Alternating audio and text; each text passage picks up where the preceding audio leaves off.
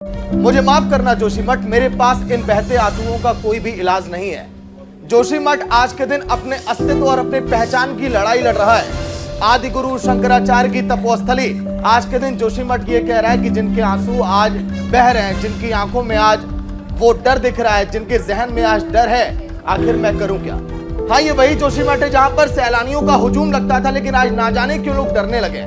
उसी जोशीमठ में जाने से वो जोशीमठ आज के दिन ये कह रहा है कि हाँ, मुझे उम्मीद है इस अंधेरे के बाद एक सवेरा होगा और एक बार फिर जोशीमठ की रफ्तार उसी तरह से चलेगी। निदा, बिल्कुल बैठक अपने गौरवशाली इतिहास को लेकर ना जाने क्यों आज छटपटास आ रहा है।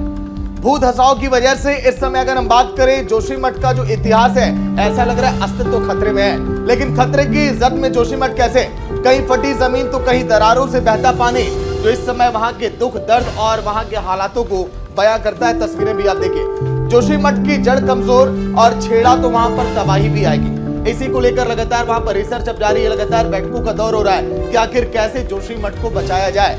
वही डेंजर जोन में जोशीमठ कहां जाएंगे, हजारों लोग सवाल अब ये पैदा हो रहा है।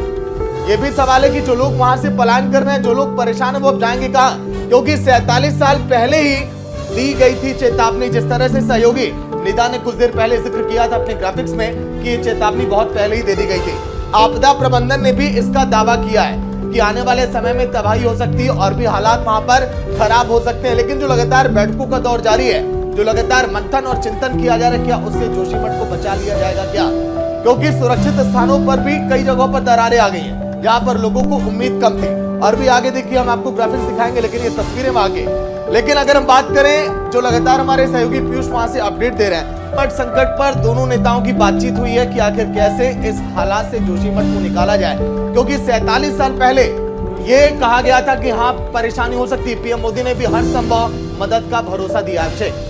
बिल्कुल, इसमें कोई दो राय नहीं है, क्योंकि जोशीमठ को हर कोई बचाना चाहता है और इसी को लेकर के जोशीमठ पर पीएमओ ने एक उच्च स्तरीय समीक्षा बैठक की थी। कल ये बैठक हुई थी और लगातार इसकी समीक्षा की जा रही है। शनिवार को सीएम धामी ने भी जोशीमठ का दौरा किया था और ऐसे में नेताओं का जो लगातार दौरा है, वहां का हालात वो देखकर आगे क्या उस पर प्लानिंग करेंगे, क्योंकि जो लोग वहां पर रह रहे हैं इस समय संकट उनके सामने सबसे ज्यादा अभिषेक। बिल्कुल, इसमें कोई दो राय नहीं है और इसी की वजह से हम जो तस्वीरें भी लगातार दिखा रहे हैं कि लोग जो हैं वहां से अपने घर को छोड़ कर जा रहे हैं। और अब देखिए कर रहे हैं जोशीमठ का, हाँ, वही जोशीमठ जहां जिसकी बाजुओं से एशिया का सबसे लंबा रोपवे गुजरता है। हाँ, वही जोशीमठ जहां पर बद्री विशाल की 6 महीने तक पूजा की जाती है। हाँ, वही जोशीमठ जो सैलानियों की सबसे पसंदीदा जगह में से एक है।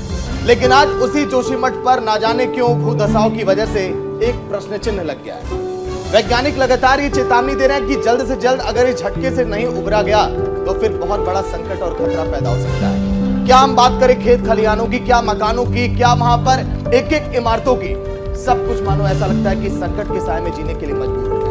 निदा, लेकिन इन सबके बीच सवाल देखिए, जोशीमठ की अगर हम बात करें तो कब वहां पर लोगों को राहत मिलेगी। हालांकि देखिए, जिस तरह से पीयूष ने जिक्र किया, तमाम लगातार वैज्ञानिकों से भी हम बातचीत कर रहे हैं, ये जो अभी वहां पर हालात दिखाई दे रहे हैं, जल्द अभी उससे निजात मिलने वाली नहीं है, क्योंकि वहां पर जो लोग हैं वो पलायन कर रहे हैं, वो परेशान है। कई 630 घरों की संख्या भी हमने जिक्र किया, लेकिन आगे संख्या और ये बढ़ती चली जाएगी, जिसकी वजह से वहां पर दिक्कतें तमाम पड़ी हैं।